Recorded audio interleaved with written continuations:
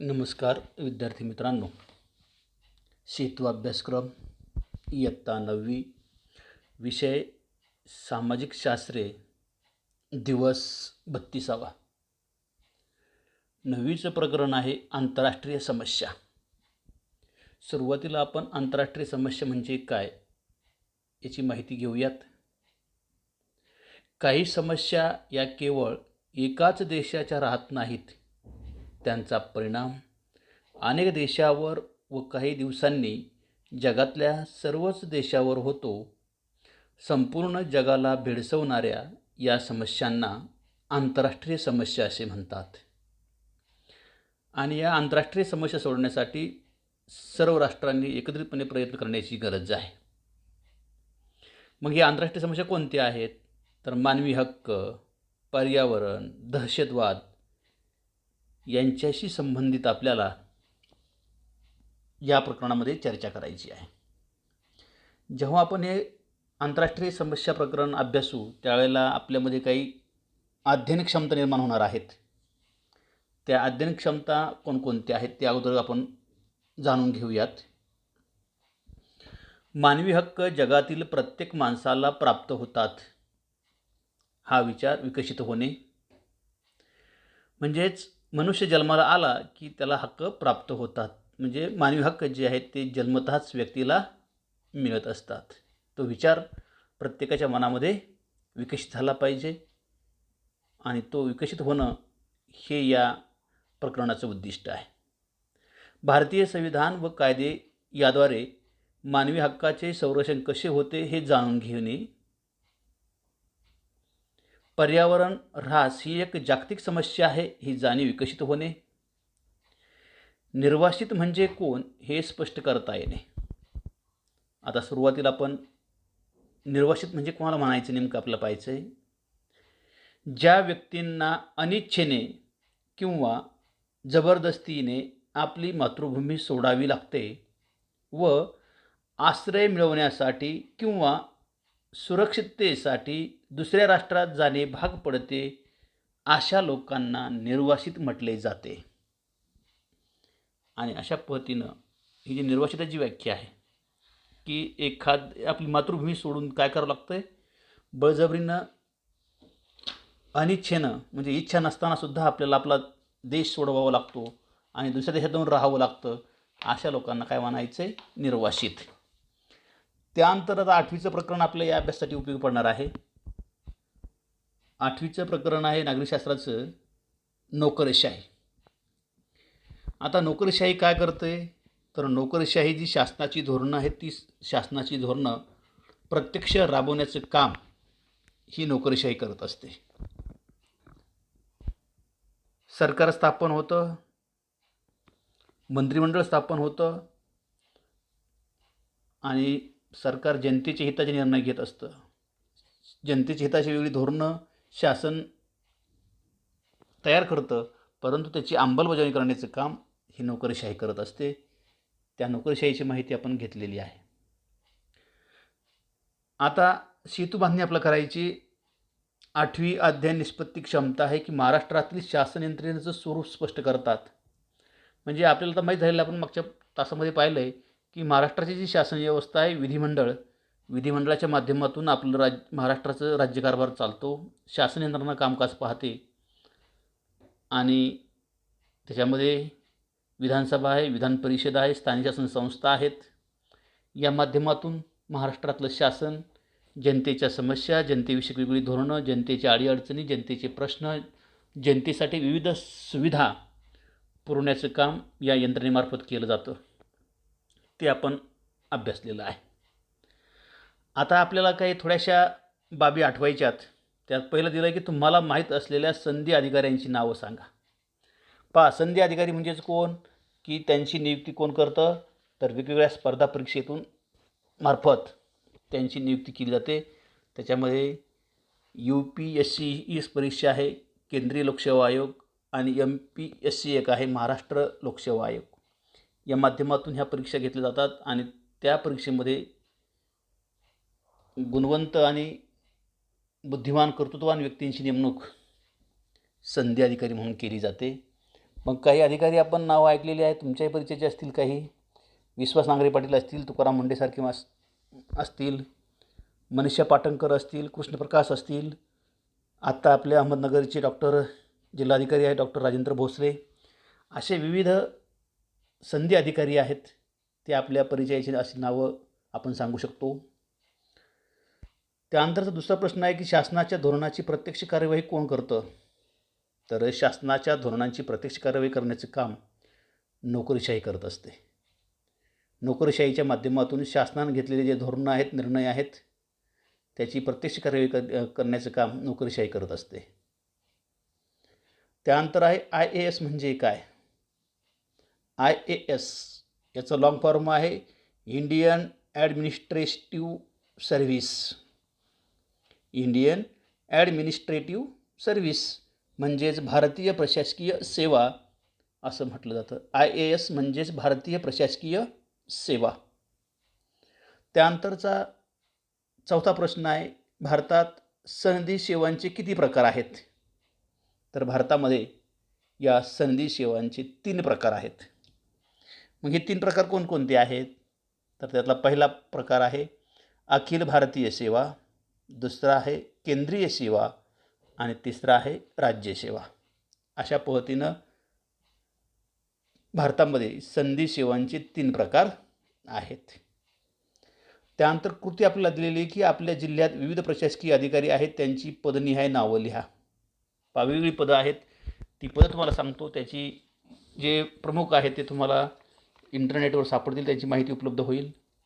त्याच्यामध्ये प्रशासकीय अधिकारी आपल्याकडे आहेत, जिल्हाधिकारी आहेत डॉक्टर राजेंद्र भोसले, उपजिल्हाधिकारी आहेत, त्यानंतर उपजिल्हाधिकारी महसूल आहेत, उपजिल्हाधिकारी रोजगार हमी, जिल्हा पुनर्वसन अधिकारी, जिल्हा पुरवठा अधिकारी, उपजिल्हा निवडणूक अधिकारी, विशेष भूसंपादन अधिकारी 1, विशेष भूसंपादन अधिकारी 3, विशेष भूसंपादन अधिकारी 7, विशेष भूसंपादन अधिकारी 13, विशेष भूसंपादन अधिकारी 14 आणि विशेष भूसंपादन अधिकारी 15. त्यानंतर जिल्हा नियोजन अधिकारी आहेत, तहसीलदार आहेत आणि अंतर्गत लेखापरीक्षण करणारे अधिकारी आहेत. अशी विविध पदं आहेत आपल्याकडे. प्रशासकीय अधिकारी अशी वेगवेगळी पदं आहेत, त्यांचे वेगवेगळे अधिकारी त्याच्यावर नेमलेले असतात. हे सर्व जे अधिकारी आहेत हे वेगवेगळ्या स्पर्धा परीक्षेच्या माध्यमातून त्यांची निवड झालेली असते. अशा प्रकारचे हे प्रशासकीय अधिकारी आहेत. त्यानंतरचं एक कृतीमध्ये आपल्याला दिलेले पहा की संधी सेवांचे प्रकार. तर मला सांगितलं की संधी सेवांचे प्रकार जे आहेत ते किती आहेत? 3 आहेत. त्याच्यामध्ये आपण पाहिलं आहे की अखिल भारतीय सेवा, दुसरं आहे केंद्रीय सेवा आणि तिसरं आहे राज्य सेवा. अशा ह्या संधी सेवांचे 3 प्रकार आहेत. आता त्याची आपल्याला काय केलं की उदाहरणं द्यायची आहेत. अखिल भारतीय सेवा जी आहेत त्या अखिल भारतीय सेवेमध्ये कोणतं येतात? तर IAS, त्यालाच इंडियन ॲडमिनिस्ट्रेटिव्ह सर्व्हिस म्हटलं जातं, भारतीय प्रशासकीय सेवा. त्यानंतर दुसरं आहे IPS, इंडियन पोलीस सर्व्हिस, भारतीय पोलीस दल. त्यानंतर आहे Indian IFS, Indian forest service, भारतीय वनसेवा. अशा पद्धतीनं ह्या अखिल भारतीय सेवामध्ये 3 आहेत. केंद्रीय केंद्रीय सेवा ही पूर्णपणे केंद्र शासनाच्या अधिकारात असते. त्यामध्ये आहे IFS, इंडियन फॉरेन सर्व्हिस, भारतीय विदेश सेवा. त्यानंतर IRS, इंडियन रेव्हेन्यू सर्व्हिस, भारतीय महसूल सेवा. ह्या केंद्रीय सेवेमध्ये 2 सेवा आहेत आणि तिसरी आहे राज्यसेवा. तर या राज्यसेवेमध्ये उदाहरण दिलेले आहेत. गट विकास अधिकारी, तहसीलदार हे जे आहेत हे राज्यसेवेमध्ये आहेत. अशा पद्धतीनं या विविध संधी सेवा ज्या आहेत त्या संधी सेवांचे आपल्याकडे 3 प्रकार आहेत आणि त्या 3 प्रकारांच्या माध्यमातून आपल्या देशाचा जो कारभार आहे, जी शासनाची ध्येयधोरणं आहेत, ती ध्येयधोरणं राबवली जातात. ती राबवण्याचं काम आपली शासन व्यवस्था करत असते. अशा पद्धतीची ही संधी नोकरशाही जी आहे वेगवेगळ्या प्रकाराच्या माध्यमातून अखिल भारतीय सेवा, केंद्रीय सेवा आणि राज्य सेवा यांच्या माध्यमातून हे शासनाची धोरणं जी आहेत ती लोकांपर्यंत पोहोचण्याचं काम केलं जातं.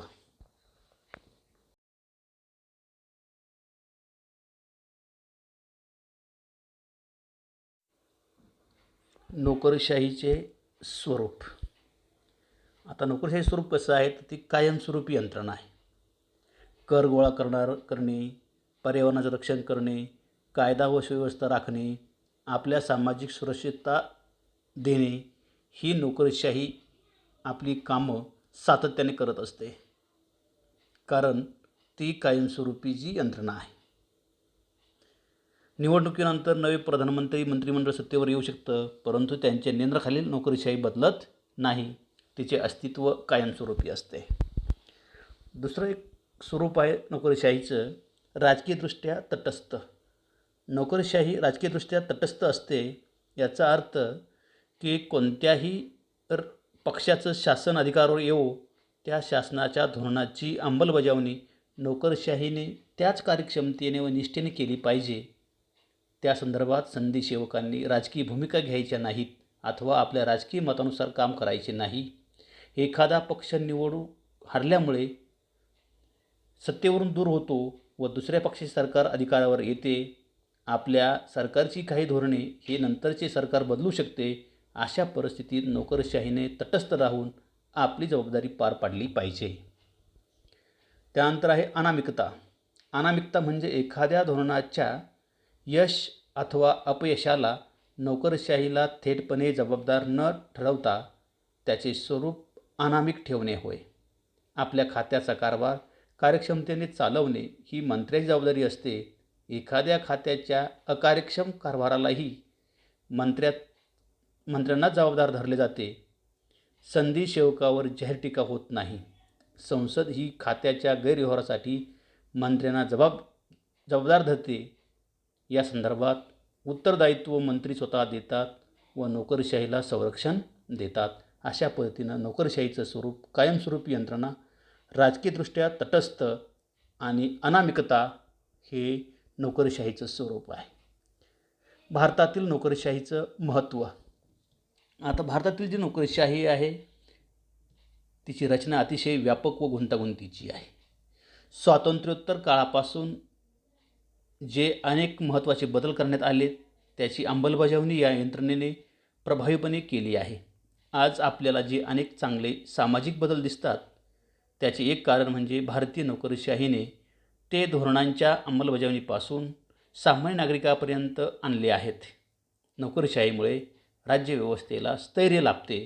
पाणीपुरवठा, सार्वजनिक स्वच्छता, वाहतूक, आरोग्य, शेती सुधारणा, प्रदूषणास प्रतिबंध अशा अनेक सेवा आपल्याला सातत्याने अखंडपणे मिळत असतात आणि त्यामुळे समूहाच्या दैनंदिन जीवनाला स्थैर्य लाभते.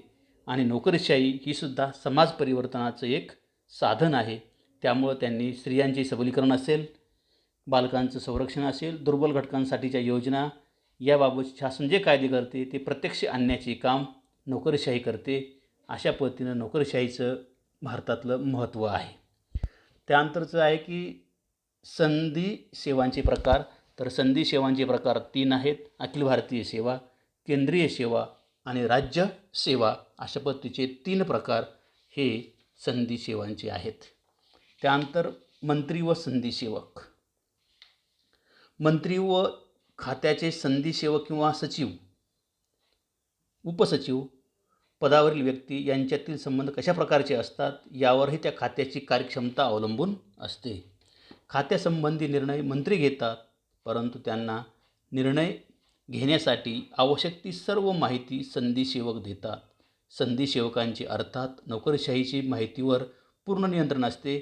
एखाद्या योजनेसाठी किती आर्थिक तरतूद उपलब्ध आहे हे संधी अधिकारी सांगू शकतात. धोरणांच्या अपयशाचा इतिहासही त्यांना माहीत असतो. त्यामुळे मंत्री मोठ्या प्रमाणावर संधीसेवकावर अवलंबून असतात. अशा पद्धतीनं मंत्र्यांनीही संधीसेवकांशी संवाद राखल्यास व परस्परांच्या संबंधात विश्वास, पारदर्शकता असल्यास खात्याचा कारभार कार्यक्षम रीतीने होऊ शकतो. अशा पद्धतीनं आपल्याला मंत्री व संधीसेवक याच्यामध्ये जर समन्वय असेल तर चांगल्या प्रकारचं निर्णय त्या खात्याच्या मार्फत घेतले जाऊ शकतात. कारण मंत्री हे निवडणूक झाल्यानंतर बदलत असतात, परंतु संधी अधिकारी जे आहेत ते कायमस्वरूपी असतात. त्यामुळं मंत्री आणि संधी सेवक यांच्यामध्ये जर सामंजस्य असेल, समन्वय असेल, तर त्या खात्याचा कारभार अतिशय उत्कृष्टपणे होत असतो. अशा पद्धतीनं या कृतीमधील जे स्वाध्याय आहेत ते स्वाध्याय आपल्या वहीमध्ये व्यवस्थित लिहा आणि अभ्यास व्यवस्थित करा. धन्यवाद.